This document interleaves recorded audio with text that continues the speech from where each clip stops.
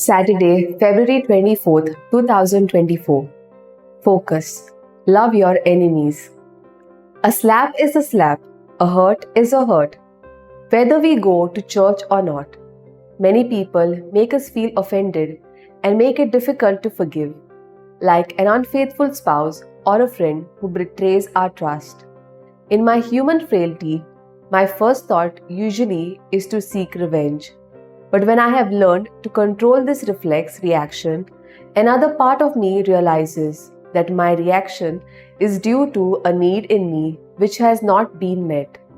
As I pray and meditate and dwell on that need, I gradually feel calmer.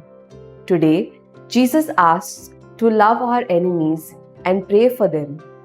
He wants us to love and accept those who hurt us. We cannot hold hate for them, but instead should pray for them. Obedience to Jesus leads us to forgive even the unrepentant. Seeking the Holy Spirit in prayer is a magic remedy.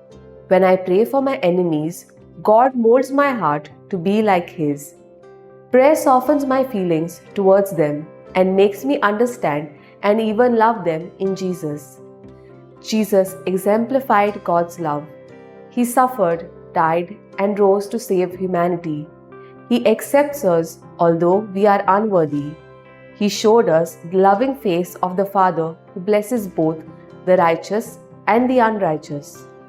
Fruit: I will identify those who I am hurt with, and after trying to understand their needs and mine, pray for the strength to forgive them.